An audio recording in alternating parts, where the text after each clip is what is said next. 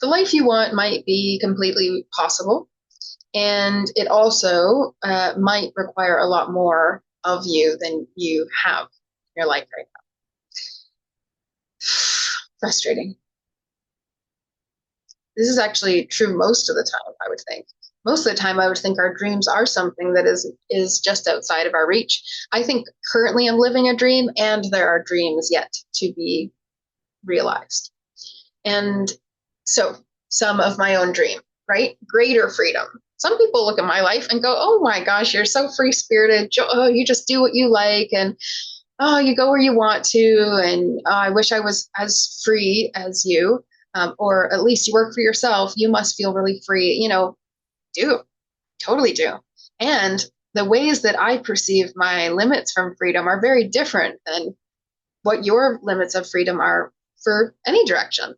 We all have really different feelings of what we think is limiting our own freedom. Some of us are shared, and some of them are universal, but one other piece of my vision is this sanctuary in Scotland that I keep dreaming of, which is to have not only travel, but also really meaningful travel that can make an impact, and also a home, some sort of respite area, a sanctuary space where I can more deeply create. I have felt the challenge creatively of being able to not always play piano while on the road, or to want to create larger projects and not have a place to store them because I'm traveling with a suitcase. And so I will find my ways around it. My true vision is really asking more of me than the life I have right now. So the life that I want is completely possible, and yet I could look at the lack of both the sanctuary or the freedom, perception of freedom. Other things that I'm calling in while we're here is I do see myself doing a lot more of my art and creative work in a variety of ways, some of which I've not shared online at all because I like to preserve the sanctity of them in my own way for as long as I like. But I will be also sharing more of my music, my original music, as well as some comedy, I'm sure. I could be convinced to share some comedy at some point, but still very nerve-wracking. I dream of a thriving OracleFest community. I love OracleFest, and I debated, because a lot of work, it is mostly just me working on it, and I quite enjoy it. And it feels so natural to me, and it feels like something this world needs. And so I really do dream of a place where it is thriving. It has more support. There's people who are working operationally within it. So it's not only myself, because it holds back based on that alone. And so in order to have that, then my dream is also more visibility, being seen by more people, and having more fluidity financially, more visibility, and more wealth coming in and out, being able to invest in things with a lot of, confidence and ease and spaciousness. And the truth is, I also crave relationships, friendships, and communities that are meeting depth with me in my life. And that's a much deeper one. And so I won't go too far into that right at the moment. But if you are someone who finds yourself craving love or friendship and community in general, just kind neighbors that are capable of meeting you at the depth of your own life, then I see you and I understand you. And how cool is it that there's more people like you who want that in the world? Einstein used to say something like that. That gives him hope to know other people want a better world. And I would love to meet you at the depth that you are at in your life. And I hope you would do the same for me. So that vision, okay, wrap your mind around some of the vision that I just shared with you. This is what I'm looking for. And there's more detail to that list, but those are the main overarching things I see for the next decade at least. And then we'll be off to another 50 things I want to do. There's more, honestly.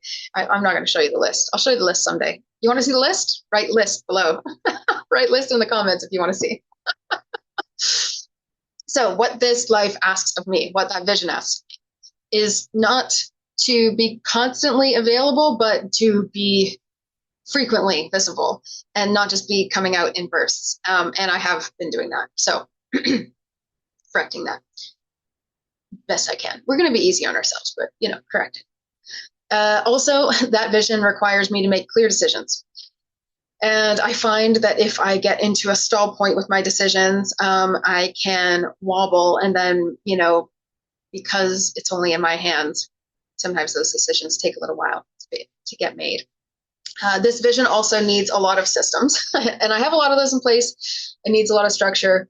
I have some of that in place. There's clearly a lot more that could be used in order to help this come together more smoothly and easier. This vision also is asking me to constantly nudge and nag people and sort of put yourself up to potential rejection. And it happens a lot less often than your brain anticipates, but you still think about it. And I also need to be myself, share my work before anything's perfect, and never wait for that perfect moment. That's something I'm perpetually learning and coming to grips with. Let me know if you're also recovering perfectionistic overachiever type. Maybe people would still consider me an overachiever. I think I'm a full life liver. If you were at the abundance podium this weekend, you saw me call Kirsty Lauren a liver. And if you watch that in the replay, hopefully chuckle along with me. That was a silly moment. Also, okay, so for this vision, I have to allow myself to sell things. Normally I just like talking about stuff, and the selling part, I'll do it, but as an afterthought. And I actually really want to just own and be proud of what I'm doing here and share more honestly, because that really is all selling is. This is how great this is, please. If this is what you need, then here it is. I also, this is a really difficult one. I have this list, and sometimes I regret being honest when I'm writing the list here, because this vision also asks that I protect my time for what I believe matters. And there's a lot of time that I've given to things that I don't really believe needed to be given time to for a variety of reasons. And I think it's just like a learning curve or learning journey, a constant journey. So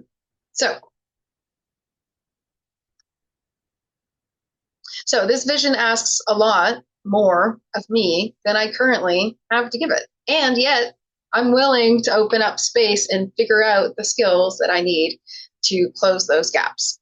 And I find that quite fun. I hope you find that more and more fun the more you follow and listen to these perspectives, or perhaps you're following other people that really resonate with you. I hope that you start to lighten up and enjoy those gaps and finding those, because that's really what it's about. I think for a lot of entrepreneurs, especially if you are an entrepreneur, for a lot of entrepreneurs especially, it can be very easy to set your mind on a target and then just move on to the next.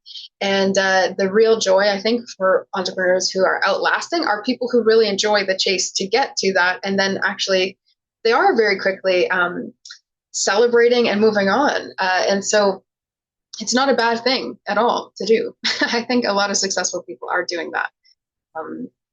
I think that for greater fulfillment along that path, we need to be celebrating times 10 compared to what we naturally are, and we need to maybe repeat and integrate more things.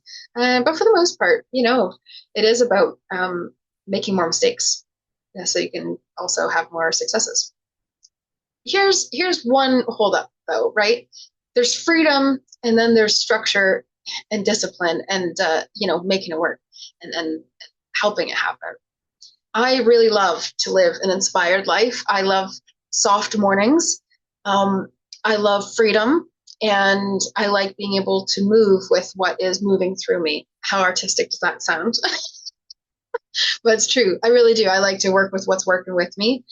And that is really difficult when you are trying to also get some things done with structure. And events for OracleFest need timelines, and retreats need promotion, and projects need to come to some sense of completion. They can't just be danced with for forever, as much as I would love to do that. Just dance into the night with all of my creative visions, never have to bring them out, to see anything. In general, right? Structure is not meant to destroy all that magic. It's like a fence around the beautiful meadow, and protecting what is blossoming within. So just because you are deeply gifted or skilled or receptive doesn't actually guarantee people are going to understand you or that they're going to find your work. You do actually have to continue communicating what you do repeatedly.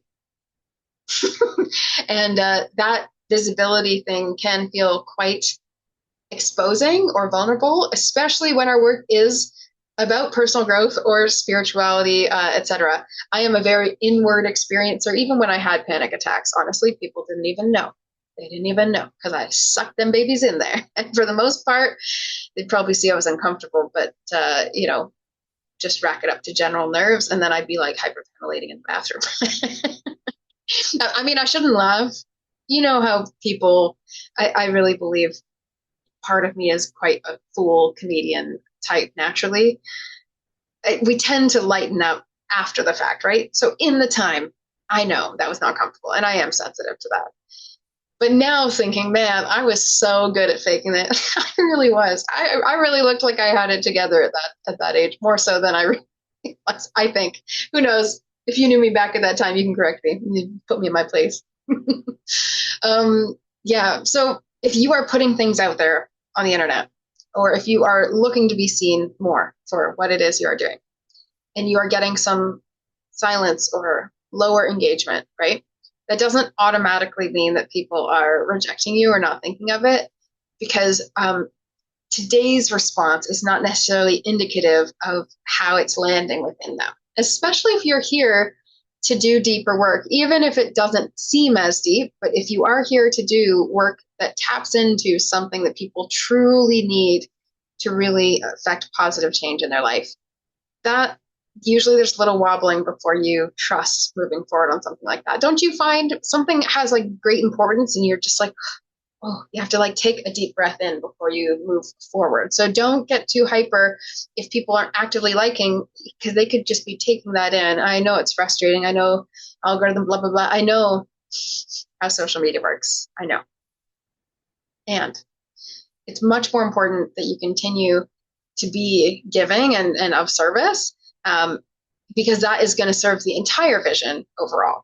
And I'm telling this to myself as well, because there are a lot of times I get scared about not coming on because I think nobody cares, nobody wants to do anything with me, or that say my pricing's too expensive. And I agree that for some people it is too expensive, but then I have people who do pay it and I really want to be doing that type of work. And oh man, it keeps me away from you.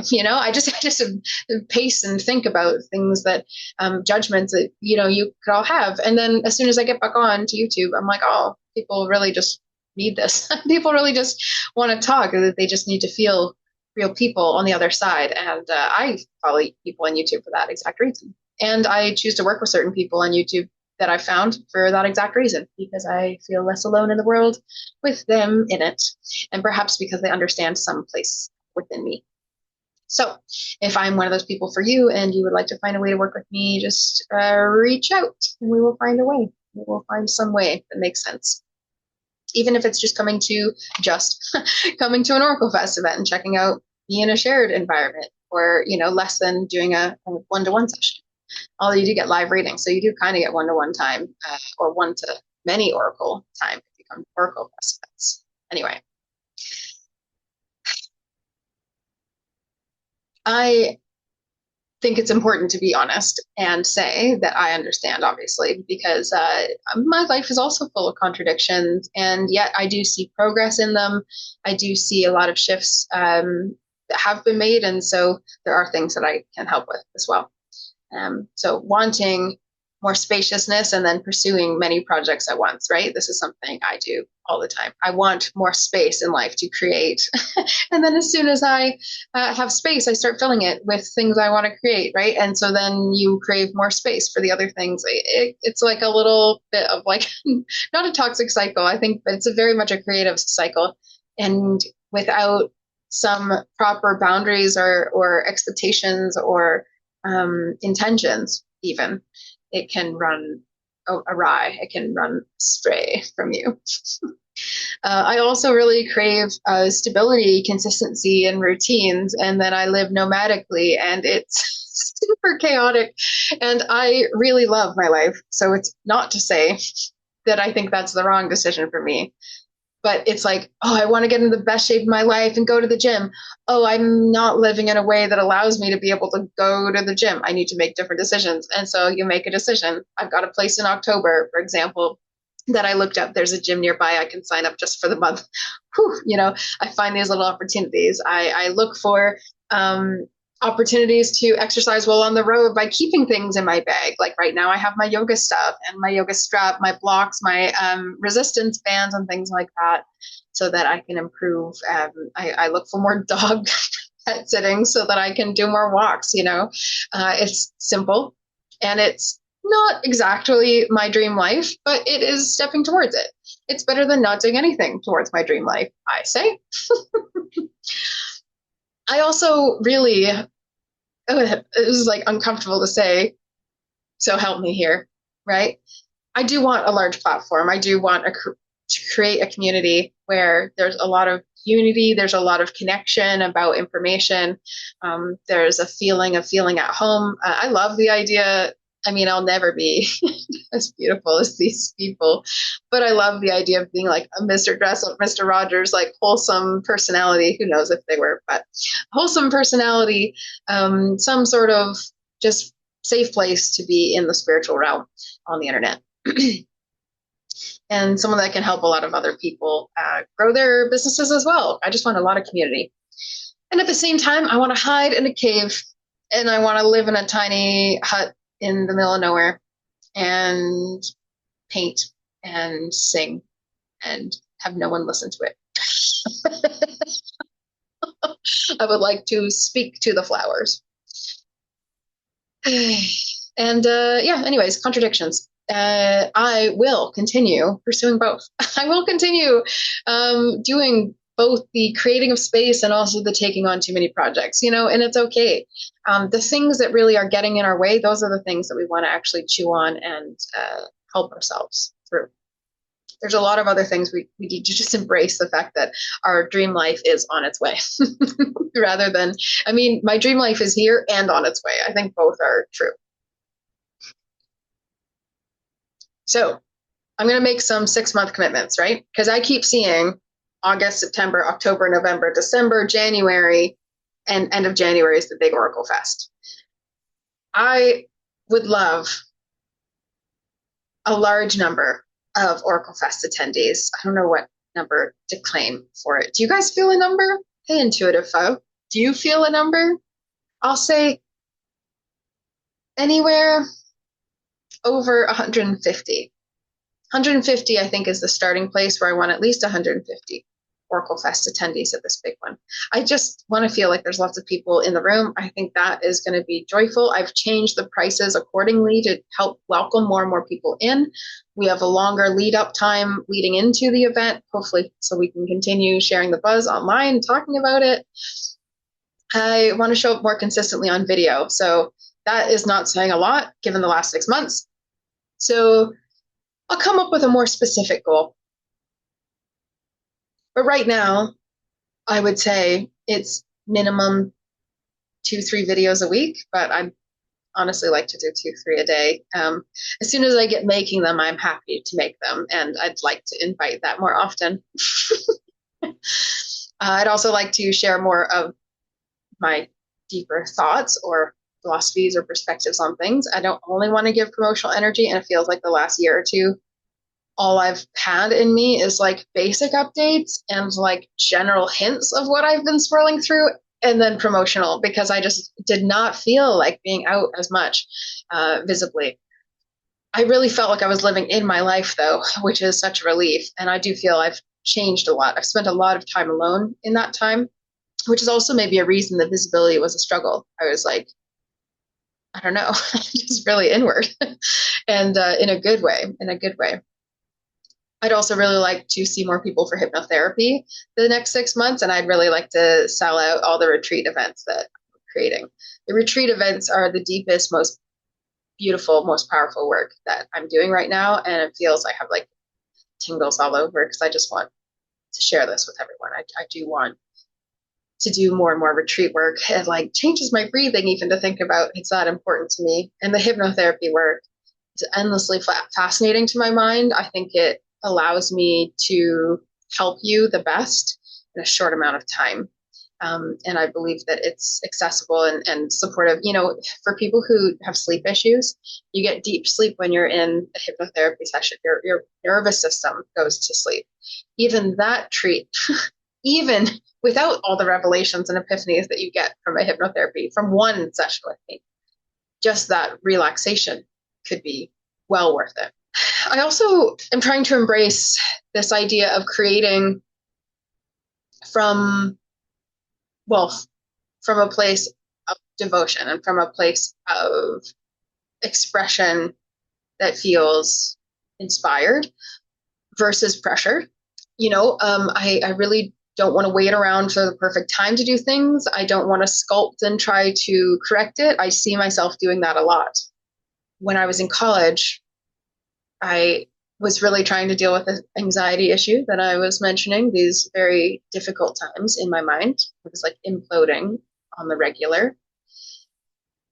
And I knew that some part of me was struggling to accept everything which I didn't deem as correct or perfect. There was a lot of systems and rigidity starting in my mind and creating a lot of discomfort internally. And so I got finger paints and I had a rule with myself that I would put something down. And if I started creating a sun or if I started creating a tree, if I was like making a little doggy, I was like, oh, you have to stop this and dip your whole hand in and get it all messy, which I still don't like to this day, but I had an even worse problem with at the time. Anything that felt like mess or wrong or I was just really, really tense about. So it was like a therapy of like exposure. I don't know, self-given exposure therapy and art therapy all in one. And I'd have to mess it all up and just really make a mess of it and actually make some mistakes. I knew because my father had said, he was very wise. He's a wise hermit figure of my life. He said to me when I went off to college, I'm excited if you get into the world, you need to make some more mistakes, because he knew that I was holding myself together quite tightly and it was my undoing. It was a really beautiful thing for him to say. It like gives me emotions even to think about, for him to have seen me so clearly and for me to not have seen it at the time.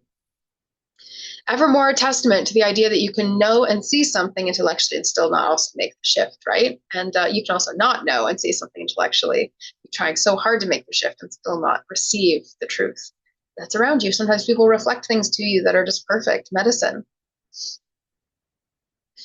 I also want to do better with taking intentional breaks rather than just like disappearing or logging off.